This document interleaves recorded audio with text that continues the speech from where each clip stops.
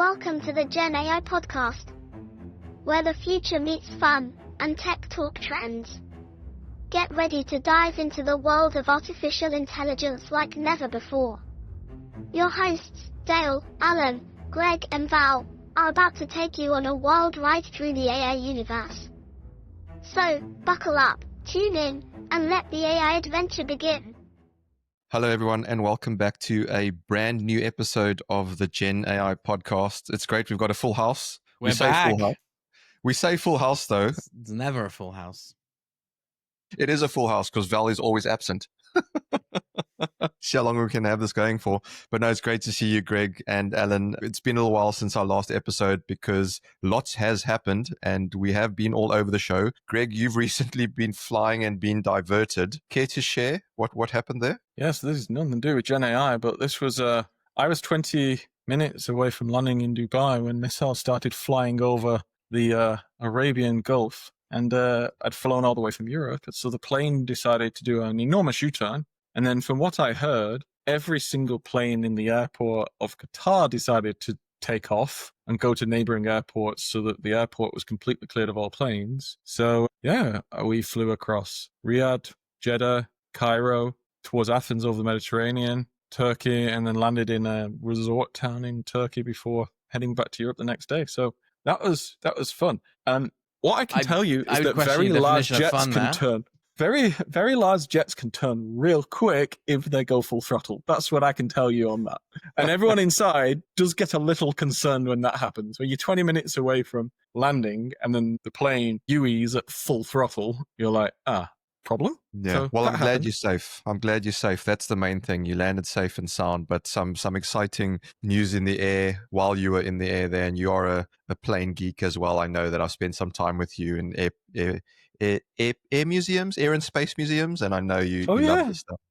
Yeah. So, but no, glad you're safe, glad you're here, glad you've joined us for this episode. Al, you haven't been devoid of setting off alarms in the built world as well, the physical world. I believe you brought Waterloo Station in London to a standstill. I think we've actually just lost him. Have we lost him? So he's not devoid of the physical world and the digital world. So we've lost Al, but basically they ordered some pizzas for an event. Greg, I think you heard this. The heat or something, the smoke or something from the pizza set off the fire alarms, and Waterloo Station in London had to be evacuated, which is phenomenal. It's a massive station. Busy station. I would be so annoyed. For the people who don't live in London here, Waterloo Station around rush hour has tens of thousands of commuters that are going home, and the train network in the UK is so overloaded that a delay can cascade to like 3-4 hours delay very, very quickly. That would have been the difference between a whole bunch of people getting home at 6 p.m. and a whole bunch of people getting home at like 11 p.m. So in a weird twist of events, I was at the event and I had to leave early to get to a cricket match, and I had to get the specific train. So I'm so glad I did, because if I didn't, I wouldn't have got to the cricket match. But anyway, we digress. We crack on. Look, we wanted to do a bit of a news section. We'll wait for Al to get back on. I believe he's just lost power, so he's going to get back on as soon as he's got his power back. But let's jump in terms of chronological order. There's a few things that's happened since we've last recorded. Greg, you had an amazing roundtable, and I was privileged to be a part of that and share in some of the conversations, the discussions, and what's happening in the space in terms of project intelligence. Can you perhaps share with those listeners some of the nuggets, some of the foresight, some of the learnings and discussions that happened on that day? Yeah, of course. So when we talk about project intelligence here, we're really talking about how do we set up and manage the world's largest projects. And if you think about it, a project is a business that's designed to be really, really big from day one, and then that dies at some point in the future. Like, success is that you close it down. So, if you're talking $1 billion project over 3 years, you're ramping up to an organization that's got a cost base of $300 million a year in general. And not many companies in the country have a cost base of $300 million a year, let alone one that has never existed and never built up to that point. So this is really about how do you design massive organizations to be efficient. Now, within that, one of the key components is you have to be able to get intelligence very, very quickly. So this is intelligence about what's happening on the ground, what's being built, how progress is being managed, how that's being interpreted, how that's being codified, the data's being shared. Because if you think about it, a year ago, this thing didn't exist. And now you have to process, if it's 300 million of cost base a year, you're looking at something like 24 million of payments every single month that are going out. So you need to know things that are happening. So you need to have an enormous intelligence system. And you can't do one of these 3-year digital transformations. Like, it has to be set up from day one. So really it is looking at that. And it's looking at that from a couple of angles. Number one is big lessons learned about how you do these things. But, this is the Gen AI podcast. It's looking at that in terms of how can we leverage artificial intelligence to, one, help us design those things, and two, to actually automate a huge amount of the labor and work that goes into running those things. So that can be everything from just the ground level tasks of passing things together and writing analysis and writing reports, up to actual orchestration of humans. And this is where we're talking about having meaningful AI in organizational design. So AI employees, like not just a little bot that you're using to do little tasks and research, having AI actually coordinate humans to do different tasks. So it's going beyond that point.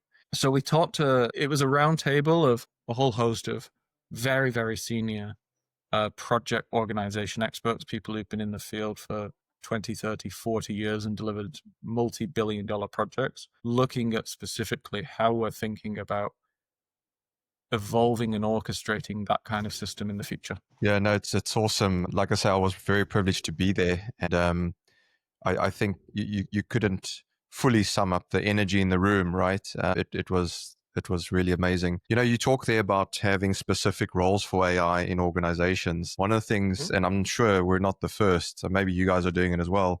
In our org chart, we are actually having specific roles where we see agentic AI and AI agents being in our org. Yep. And that's not to say that it's taken anyone's role. That is a specific role that AI agent will do in our organization. And it's starting to get people to think about this, right? Exactly. I'll give the listeners an exact one.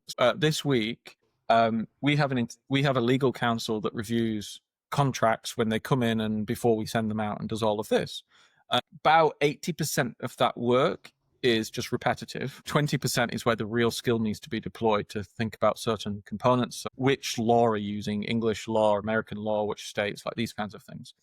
We actually created a GPT bot to essentially be a paralegal to do a first initial assessment. So we've hired a paralegal by paying $20 a month and doing some fine tuning to do that. Now, is it going to just leave the final person with 20% of their time? No, it's going to be more like 30% because they're going to have to check it all and everything. But we've just automated 70% of that job by basically creating a paralegal AI. Yeah, absolutely.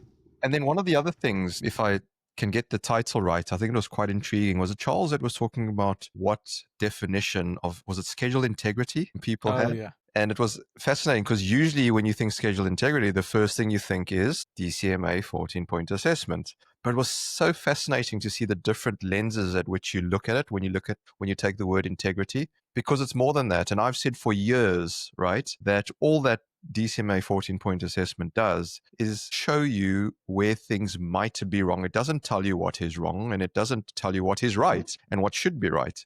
But it was a fascinating discussion. I know Charles is speaking elsewhere as well, so I'd recommend to listeners to tune in to wherever he is speaking. But are you able to give maybe a bit of a synopsis of what he was saying there? Yeah, I can give a high-level overview. So if you Google project schedule integrity, it'd pop up with just these little mathematical checks called DCMAs, called Defense Contract Management Agency, which was the US government a number of years ago. And it's just a bunch of little mathematical checks. If you call in a professional organization like PwC or Accenture or Deloitte or Turner & Townsend or any one of these real professional, or Mulvar, these professional organizations, and ask for a schedule integrity assessment, they'll look at many more things. They kind of fall into 4 categories. They look at the people that you've got. Are they qualified to do the job? They look at the processes and the standards that you've set. Are you getting data at the right time? Are you requesting the right things? Are there certain roles and responsibilities of people assessing it? They're looking at the data actually reflecting what reality should be. So looking at the scope of work and the project build and saying, is this schedule reflective of that? And then they're looking at the mathematical ones, and it goes beyond 14 point. You can have, up to 50 checks or whatever, but it's looking at the mathematics of it. And if you're looking at those kinds of things, and we're thinking now about where can AI come in, well, AI can actually come into a huge number of those things. So we've gone from little tools doing little mathematical checks, which really is Excel or some basics things, to constant assurance based on integrity, because we can have views over all of these things. And essentially it was, okay, well, how far down that spectrum can you get with technology? And then technology and people, and then ultimately you would have to have people at some point. I think that's generally the summary of that. Yeah, no, like I say, it was a fascinating discussion. Reach out to Charles Wright, folks, if you want to learn more about what he discussed there. But I just want to touch on, before we move on to Al, I've got something here in the background that you had a very nice touch in handing out by the end. And you spoke about this on the podcast before. And this is your book, right? Yeah. And folks, I'm very, very lucky. 230 pages. Yeah, if you can't see it, if you're listening to us on audio, I actually got mine signed by Greg, and it says, I was going to put this on eBay straight afterwards, but it says, "I love you, Dale." So he wrote my name on it. But yeah, if you whether or not you are a maths geek, check out this book. It's really, really simply written.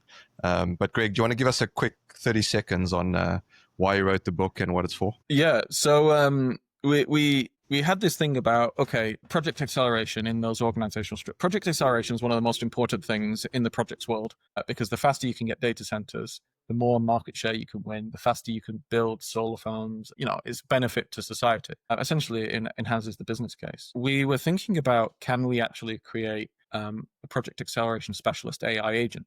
So actually look to create AI to constantly look for acceleration options in projects.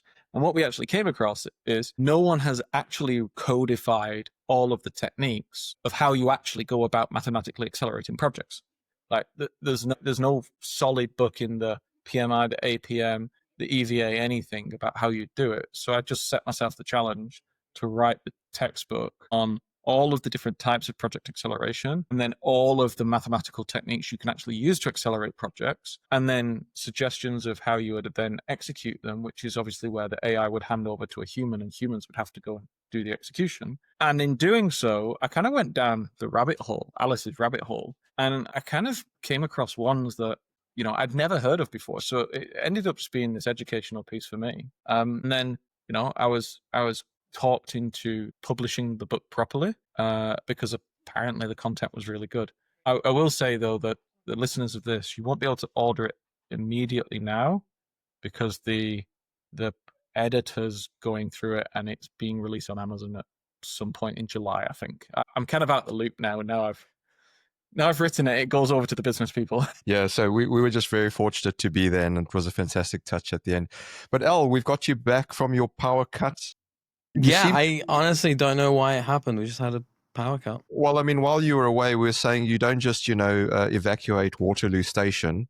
You have power cuts at home as well. But yeah, did you catch a bit of what Greg was saying there? And did you sort of have any thoughts and ideas that you wanted to throw on the table? I caught most of it. I've been off just a couple of minutes, but this sounds super interesting. The only thing that I have to say is I don't have a copy of the book. Where's my copy, man? I'll send you a copy. There's I think on the first, one like 500 copies were made or something. I think there's a couple left in some warehouse in London, but I'll send it over. You'll love it. Yeah. I was lucky enough to see a preview at your talk. What was it? CPM in Philadelphia? Yeah, that was when I was like deep in writing, but I hadn't actually polished everything, like finished it off. Yeah, even the little illustrations are fantastic. I love those. So, and shout out to Micah as well, right? Micah helped you write a bit of it as well. Yeah. Micah actually put loads of examples in about when he's used different techniques. The thing is that if you're a project expert and you read through, you'll probably half of 30% of the techniques will be completely new to you because you've never heard them.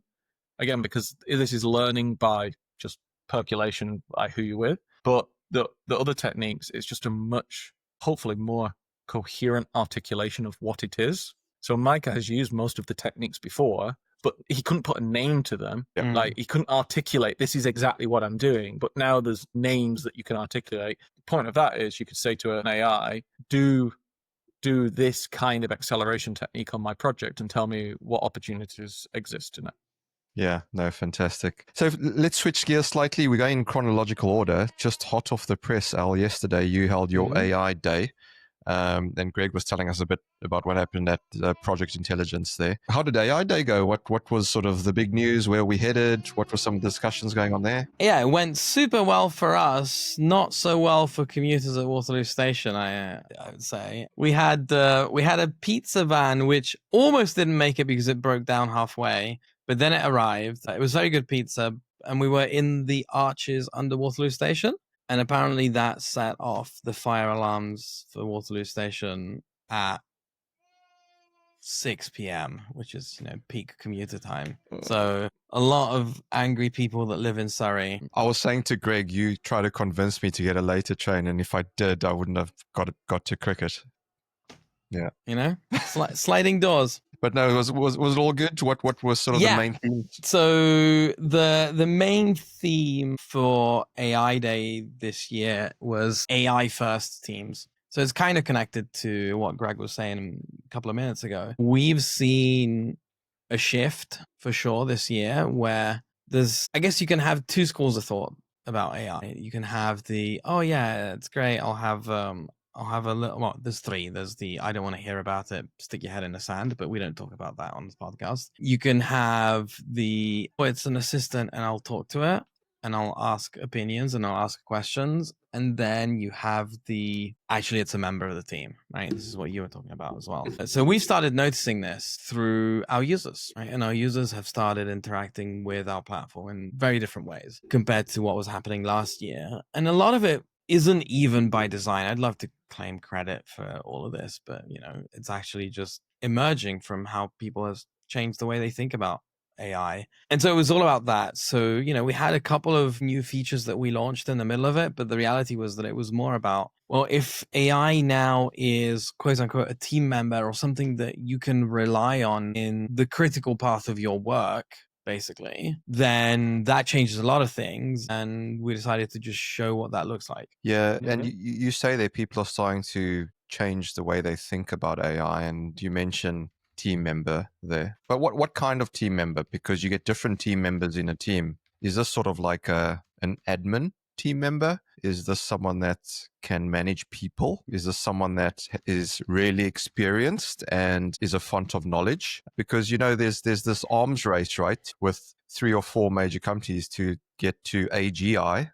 And we'll get into the news in a second. But, what's people's attitudes and how are they changing the way they use the tech? Yeah, it's interesting, right? Because I guess the connection to AGI and racing towards things is there if you think about team member. But the reality is that if you break down what you do during your daily work, there are different workflows that you operate, and then you can probably delegate is the word that I'm looking for. You can delegate some of those workflows, and that is probably more what is happening right now. Right? It's not that we're saying, oh, I'm gonna hire a 11x agent, and we'll get to the news on that, or a build.ai agent or whatever, and pay it a salary. But it's more like, I know that I have these workflows, and these I can now run as part of my daily workflow, but I can run them through an agent. And that's where it gets interesting, right? And there's, you can basically say faster, better, cheaper, but faster, better, cheaper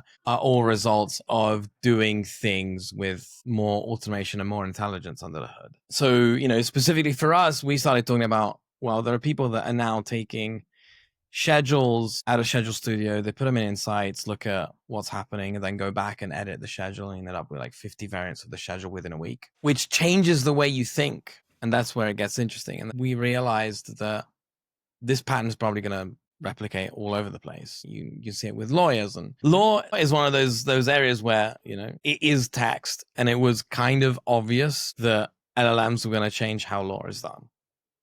Right. And any lawyer who did not see the writing on the wall, I'm sorry, that's on them. But with agents, it gets more interesting, right? So you have the question, are we going to see admin work disappear for the most part? Or are we going to see management change completely of people? I don't know. Probably it depends on how much effort and how much value do you put onto any of those things. But it's super interesting to see this shift of, I can now do this set of things. And because I can now do that set of things, I can do it 1,000 times. Yeah, and I think we've discussed this before, right, Greg? And I'll bring you into this part of this conversation because I think we've mentioned before that those that are at most risk are knowledge workers, right? In the first instance, not to say that those are doing physical work aren't. At some stage, it happens now. There's robotics on site, and perhaps we'll get there sooner than we realize. But in the very sort of now and short term, it's very much those knowledge workers, and I just wonder if people are prepared for it. What's your thoughts on this? Do you think there's going to be a shock to people, or do you think we have a general consensus that we need to start upskilling? So I have two thoughts on that. The first one is, look, this is nothing new in terms of people behavior. There's the whole graph of early adopters, early majority, late majority, laggards. You've got all of these. The key thing here is that we're now getting to the brass tacks. Like a year or two ago, there was a bunch of people saying the basically equivalent of buy Bitcoin.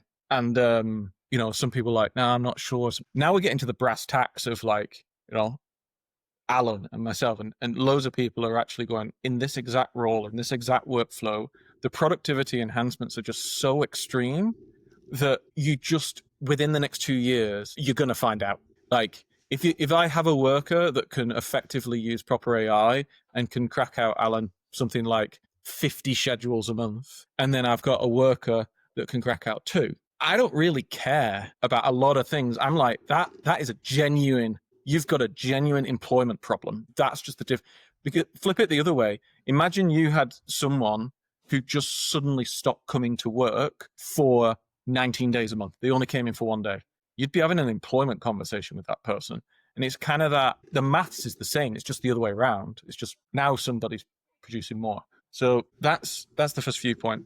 The second viewpoint in terms of these workflows, just as an interesting side. So I was chatting with a very prolific venture capitalist in London. Both you and I know who it is. I'll tell you offline. Okay. But they're in seed stage, and he was talking about what their investment thesis is. And there's a whole bunch of companies that have come up around personal assistants. And the whole thing is the cost of a personal assistant has now plummeted to near zero, but this GPT isn't quite there yet. And there's a number of personal assistant companies that are taking GPT, fine-tuning it, and actually making some good money off it. And actually, their point was, we're not investing in any of them because that's so generic that they fully expect OpenAI and others to come out with full personal assistant agents and to just decimate that entire market. And that is one of the roles that will become two things. One is almost entirely automatable. But 2 is gone are the days where the director had a personal assistant and no one else did. You're going to have everyone in an entire organization having personal assistants, which if you think about it, is you're going to have an AI agent coordinating the meetings of every human in an organization. That is management. Like, think about how powerful getting to the director's secretary is for managing people's diaries. You're now going to have something 200 times the size of it. So I think a lot of people haven't clocked how close this stuff is. Yeah, and in terms of how we interact with it though, right? We've said it on the podcast before, get nodes and links in, get plan in. You guys will train up people on understanding how this stuff works for free almost, because, that's how you get people used to using the technology. But yet it still feels like there is a barrier to learning, and maybe that's a more individual thing when it comes to being curious and upskilling. But do you see any changes and trends in terms of that? I'll let you go first, I guess, with your university lecturing background. Do you see any uptake in learning and development in the space? I mean, the uptake's been there a while, right? And it almost entirely comes from personal curiosity. academic teaching will always lag a couple of years behind at least. And there is that paradox where research is ahead of everything else, then people get curious and learn by themselves, and then you teach it in university. And I think that appetite has translated into like all sorts of different resources becoming available, and some of them very, very good, some of them a little bit questionable. But I think every discipline and every vertical is going to also have to come up with its own version of it, right? So like, the three of us, we see it in project management, and there's a whole vertical of project management education for how to use AI well, which has nothing to do with marketing or law or medicine, right? Which there is, it's very heavily regulated, but there are a lot of opportunities there as well. I see it. I get asked all the time to go and give opinions, point people to resources, that kind of stuff, and I'm sure all of us do. I know that you guys at MOVA are setting up some form of a little bit more formal certification education piece, which is great. The bit that is still missing is the ultimate lagging part of a transformation of an industry, which is the recognition. So if I go and get a MOVAR certification with Dale's signature and a little drop of his blood on it, or whatever it is that you do, and we would love to hear a little bit more about how that works, maybe not the blood part. What value does that carry, and how do I get that recognized, and I get myself recognized as someone who stands out compared to the pedestrian version of whatever role I'm in, so that I can then go and be either the person that works a week, a month, and does double the work of everybody else, or the person that still works full time but makes 5 times as much because I do 5 times as much as everybody else. Yeah, and that's good points. If I jump in there, I think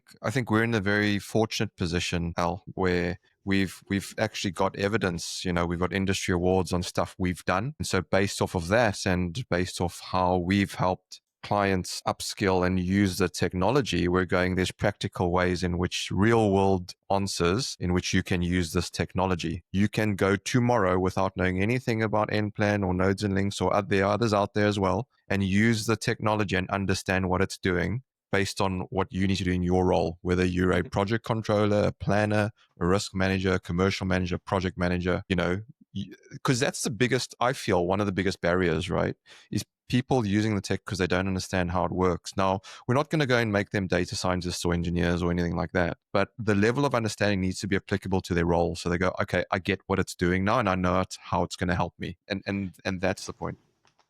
It's just a time transition, though, to like what Alan was saying. We're in the disruptive years now. Again, this is nothing new. This has happened with other technology. The kind of rare-ish thing here is that people in the middle of their careers are having to learn something. Generally, in history, you would learn things during your educational years, and then unless you change profession, almost never have to really upskill again. The only other one is when mainframe computers and things got brought in. But eventually, if it gets so big, it'll percolate down to school level, to GCSE or whatever, and you all have classes on using AI, just like you had classes on using computers, and it'll just be expected. We're in those kind of formative years, and now it's very rarely do people actively engage in learning outside of curiosity during a career, unless it's proper professional education like an MBA or something like this. So we're just going through that cycle where businesses are realizing how much of a disruption it is, and therefore thinking about their learning and development budgets and how they're going to do that. And it's kind of this, we've just got to figure out all the parts, but give it 3 years, everyone will be trained, it'll all be ironed out, and it'll just be an expected thing. Yeah, where my mind goes with this is, schools and universities equipping the future workforce with the right skill set. And if you just take it today, for example, I look at my kids and I go, they go to school every day and they interact in classrooms, and they have their friends that at break time they play with, and they have their sports clubs and whatever else they do. And it's all very much social, which is fantastic. But we know that in today's world, that when you go into a lot of I guess specifically tech organizations, but other organizations too, there's not as much of that sort of 9 to 5, 5 days a week where you with someone physically or people as a team. And so how do we equip people to working, I guess, remotely on their own in isolation, just working with a computer? And maybe the answer is, well, it's not through work that you stimulate your social senses. Maybe it's, you need to say, hey, look, 4 hours of that day is computer time and the other 4 hours is social because you're so productive in the 4 hours because of AI and technology. I don't know. The mythical 4-hour work week, right? Maybe. Mythical, it will never happen. Yeah, I know. I think, but are we sleepwalking into an issue? Yeah, that's what I guess my question is. I don't think we're sleepwalking into an issue per se. I think I do see what you're saying about the example with social skills. I think this is more true during the early years of education rather than the latter years. But the job of schools and education systems is to make people socially desirable, socially acceptable, at the risk of turning into the local Jordan Peterson, which I'm going to try not to, right? But and even our jobs as parents, and all of us have kids here, is to make sure that our kids are behaving in a socially acceptable way in the broader definition of the term, and are socially desirable in the sense that people want to interact with them when they need to.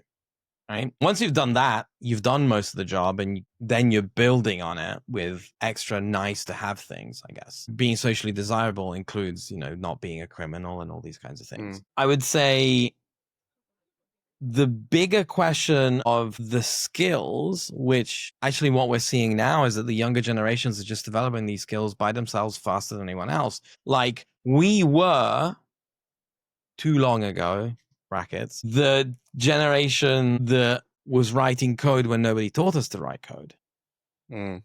30 years ago, whatever it was, and I don't want to dwell too long on how much time has passed, but there's going to be something similar. And I think the other part of the problem is that the skill sets that we're looking at now are most likely not going to be the skill sets that we need in 5 years. So we talk about, let's train people on how to use AI in project management and project controls, right? Because that's where we live. What we're teaching now. So like my forecast, crystal ball, looking into the future, is that Movar's course will change several times by a significant amount over the next 5 years, as well as, 100% M-plans agree with training, you. nodes and links training for our existing customers. But, you're talking about more generic and broad set of skills. Even that will have to change, right? Because right now we're mostly teaching how do you use a tool set, but it might be that in 3 years, we're teaching something completely different. Case in point, we thought prompt engineering would become important. Yeah. Well, we thought coding, to your point, was going to be important. We spoke about vibe coding on the last couple episodes. And so here's the thing. Here's my thoughts, and I'll bring Greg in for his as well. As long as projects are delivered by people, i.e. people on site, you will need people to, I guess, get the best out of them, because you need that human element to understand when someone has a bad day, when, perhaps they've had some trouble in their life, maybe they're off sick, how to manage emotions. Can I challenge you very quickly on that? Because I've already seen more than one study where people have rated responses from the latter GPT model, so I think it's GPT 4.1, as more empathetic than a human therapist. Sure. So even that aspect might become augmented by person says something, gets filtered through an LLM to be more empathetic, more understanding, more convincing, whatever, however you need to tweak the knobs for it, and then it goes out, right? So it could be that humans end up being buffered. I know I need a buffer in front of my face so that anything I say gets filtered out. That is a scary thought, though, right? If you think about it, it comes back to the whole, I always use this analogy of the passengers getting on an airplane without a pilot type thing. Do you necessarily want to share, and maybe you will, I don't know, some people will, some people won't, your deepest and darkest, and sometimes we are now with social media. That's why I'm not on many of them. It creates an interesting scenario, because we talk about social dynamics here, Greg, and if I bring you into the conversation as well, is if we're having people delivering things on site, do we necessarily, I think the question becomes then, need a human to manage humans, to motivate humans, to empathize with humans, or can that be a machine? I think the answer is anything's possible on that, but I'm going to kind of bring it right up, and I'm gonna be a lot unfair and go away from construction and actually talk, because we all you mentioned we all have kids, and it's like I just want to share something that I've genuinely had a conversation with my wife about, and it's this question about skills. I completely agree with Alan that really the thing that really sets up is making socially acceptable and socially desirable, add in their opportunity, because the entire world economy starts with a human and ends with a human. There's a lot of things that happen in the middle, but you can't have an economy that starts with a human and ends with an AI unless you give AI like sentient legal rights. Now, let's not talk about that, but that's essentially how it works. One of the reasons the 4-day work week has never come about is because whenever productivity has been released from professions because of technology, it's been swallowed with the desire for more productivity. So, like it's the only country that I know that has ever kind of had a culture anywhere towards the 4-hour is Japan, and they have people who work full nights, but that's very much less emphasis on growth of the entire country's GDP, more focused about the lifestyle of the people and the culture within it. Now, why am I going this big? I think about like my daughter and my I seem to be born daughter in this context. I'm like, okay, well, in this age of rapidly changing AI, to be honest, I don't really have to think about the technology itself. I just have to think about growing up. But what I do very strongly have to think about is the political strategy of these things. So, for example, if a large part of the productive capability of my daughter is going to be powered by an AI, well, is that AI sovereign? And is that AI being programmed for the right means and desires? So, for example, a large amount of the UK schooling system is to produce factory workers and to produce middle class earning workers. There's nothing wrong with that, but that's what produces the most tax for the British government. So if you're optimizing for that, which is basically sit in classrooms, do activities lots of times, like these kinds of things, you're not optimizing for extreme entrepreneurship and outsized returns, and you're not optimizing for a more leisurely lifestyle. So it's like, okay, well, I'm going to have to very consciously have these conversations with my daughter about, dependent on her purpose, what she trusts and what she doesn't, which, by the way, I imagine is the kind of conversations that my parents had to have with me and my brother about social media. That there's no real conclusion there. It's more of a kind of brain fart of how this is proceeding. But I do think, in 5 or 10 years, we're going to see lots of news stories about the kind of conversations that parents are going to have with their children about the use of AI and what they're, could I imagine no one below the age of 14 is allowed to use AI that's not rated for child activities. I could see that coming, just like you can't watch certain films or you can't use social media because of the damage it could do. Yeah. Well, the beauty about us discussing this on this podcast, it's recorded and we can come back and revisit. We know our crystal ball game, if it all came true or not. Does that mean that we're going to replay my my clip of being 6 months ahead of Satya Nadella? Yeah, the SAS is dead one. Yeah, it'll be like Back to the Future and without the hoverboards. I think just put that on repeat somewhere. Yeah, exactly. Like, Alan was ahead of everybody.com and we just put that on a loop. Exactly. Do you know what? I'm going to have a look at that domain exists and I'm going to buy it for you. I already bought it. But talking of news, Al, if we spend maybe just a couple of minutes on what's been happening, because I know you wanted to share it at the top of the pod, but then your power went off. So yeah, what's some of the news that's of interest? I forgot half of it. Let's do the little news jingle and I'll try and remember everything. So it's been a while since we've had an episode. I think the last time we recorded, we were at CASA, right? So a month ago. Yep. Couple of interesting things have happened. So news, yeah. Meta seemed to have found an enormous amount of money down the back of the sofa. They bought Scale AI for $16 billion. It isn't quite clear if they spent $16 billion to acqui-hire the CEO of Scale AI or to get other bits out of it. Mm-hmm. There's a rumor that OpenAI staff are being offered packages that are worth 9 digits. Wow. And turning them down, apparently. This is all well, not quite hearsay, but if it's Sam Altman boasting about that, you can probably divide the numbers by 5, which is still, where is my offer? But he's also still got a lawsuit against him from Elon Musk, doesn't he? Ongoing as well. Who doesn't? Yeah. Yes, I don't have a lawsuit against me, but it's only a matter of time before Elon Musk sues the whole planet. What else has happened? So there's been an interesting paper written by Apple, which seems to suggest, and I'm saying seemed, and you'll see why in a second, seems to suggest that the reasoning in reasoning models is just an illusion. So collectively in the machine learning community, we thought that reasoning models were the next step at having a more generic worldview inside a model, which is what is required for general intelligence, artificial or natural. The only reason why we're able to reason from first principles is because we have a world model that is built into our brains of how does the world work. And then you can run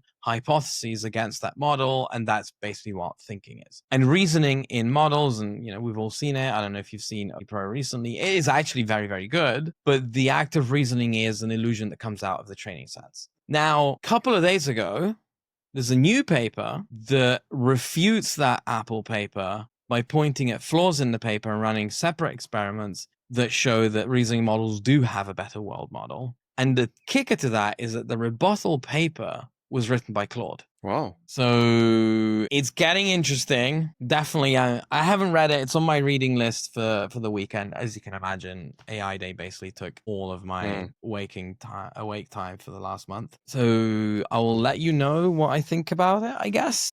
On the next episode. It is interesting. I'm looking at the comments that come out about this, and it's super interesting, especially the fact that model was able to defend itself in a sense. And one thing that I'm seeing crop up more on my news feed, which we won't have time to cover in this episode because we're near the end of it, is quantum. And I think we'll start seeing more in that space in the near future, in my opinion. I mean, security is at risk. We've previously mentioned that as well. Well, actually, in the news, right, on that, the RSA encryption algorithm apparently has been broken by a quantum computer in China. Yeah. I have not seen the evidence, so I don't know how I saw real that same news article, I think. Yeah. We have the same phone, so there's it's probably the same one. There's a couple of articles that quote that, right? But is this another room temperature semiconductor moment, or is it real? And that's kind of what everybody's kind of looking at now. If RSA has been broken this way, it's basically just setting off a clock. It's setting off a timer where everything needs to switch to quantum safe encryption. And how banks and financial institutions and governments are going shit. You mean the organizations that still run Fortran? Maybe. This is where the problem is, right? That kicks off a timer by which it's only a matter of time until virtually every other type of encryption can be broken. And we knew that would be the case, right? It's not like this was a complete surprise. We knew that standard encryption is too easy to brute force using quantum computing. And that's why, fortunately, there are now quantum safe encryption methods, right? I also know very little about quantum computing, so maybe one day we'll do a special episode and we'll invite Leonie on. Yes. But it is interesting. So you and I know very well how the rate of change works in this world, and it ain't great. So are we going to be able to switch all encryption methods? No. It's going to be a bunch of people that get hacked, and it's going to be vulnerable people that didn't know, weren't aware, didn't have anyone to help them, couldn't check, didn't have the knowledge, right? And it's always the vulnerable people that get caught. Not get caught out, but get caught in the middle of it. Yes. Right? Because it's not like they're doing anything wrong. Yeah. Well, we'll watch the space. It's certainly one to, as we always say, be curious, but be careful, right? With technology. In the right hands, you can work miracles. In the wrong hands, it can be dire. So yeah, let's just tread with a bit of caution, but keep the curiosity going, I think, folks. But look, it's been great to catch up with you, Al, and Greg's had a drop off there, but it's good. It's been a little while. It's been good to catch up. I know we've seen each other off recording as well, which is always great. But it's been a great summer here in the UK for us, and I'm glad to see you both doing well. Any final thoughts before we end off this episode? Any final thoughts? There's been suspiciously few model launches in the last month. I think it's only Claude 4 came out, so I think something might happen soon, is my guess. Oh, there was O3 Pro, I think, was just after our last recording. Yeah, maybe we're going to have it, an original ChatGPT moment where all of a sudden AGI, boom, it's there. Who knows? Yeah. Who knows? Wouldn't that be nice?